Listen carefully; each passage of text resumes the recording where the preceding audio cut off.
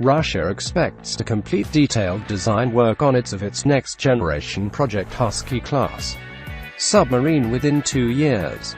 That's what United Shipbuilding Corporation (USC) officials told the Moscow-based TASS news agency earlier this week. However, the TASS report did not cite its source by name or offer direct quote. Nonetheless, there's some details that have emerged about the projected Husky-class follow-on to the Project 885 and Yazan-class boats. For one, the new boats will come in 2 versions, which are being developed by the Milukid Design Bureau, that will be based on a common hull design.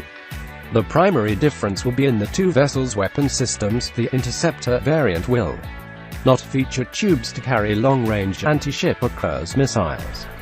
That version of submarine is expected to replace Project 971 Sugarby NATO Akula, the Project 945 Sierra and the remaining Project 671 RTMSH Chukka-class NATO Victor III boats.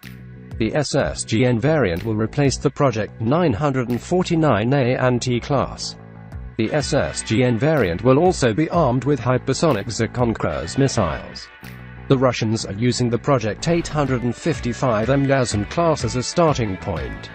But the new submarines will be smaller and cheaper than the Soviet-designed predecessors.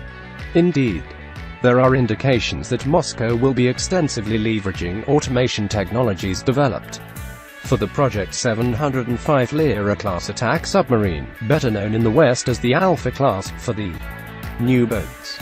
Russian analysts estimate that the next-generation submarines will displace no more than about 6,000 tons, which means that another Soviet innovation might make a comeback: liquid metal-cooled reactors. The Lyra and several other Soviet designs used lead bismuth-cooled reactors, which produce much more power and are much more compact than pressurized water reactors.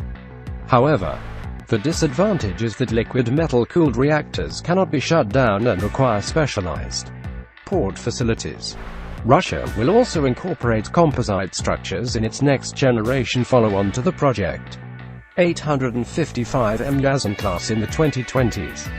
The next-generation Russian nuclear submarines may use composite structures in an attempt to drastically reduce their acoustical signatures. But while the United States has used composite materials to reduce the weight, complexity and cost of parts for the Virginia-class submarine, the Russian efforts are far more ambitious. But this wouldn't be the first time Moscow has experimented with novel materials to build submarines. Before its collapse, the Soviet Union pioneered the use of titanium hulls to increase the hydrodynamic performance of its boats. These are new multi-layer composite materials. The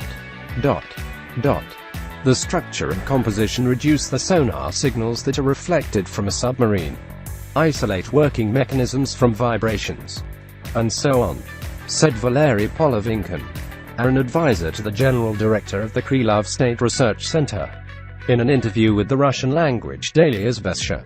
The opponent just will not get the required level of signal reflected from the submarine, as the composite material has a high internal loss factor.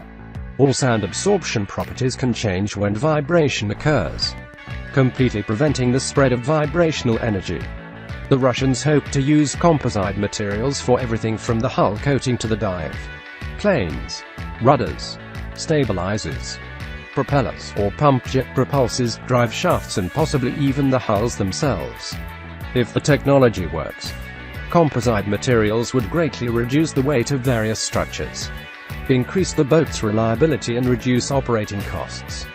That's because composites don't corrode and thus wouldn't need to be painted, Polovinkin said, reducing maintenance costs.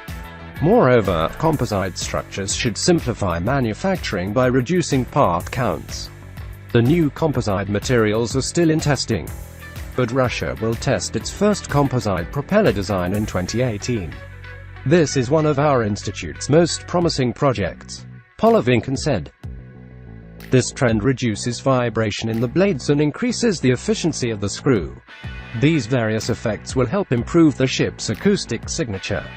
Question, as always with Moscow's ambitious new projects, is how Moscow hopes to pay for them, even If Russia has the technical wherewithal to develop the technologies,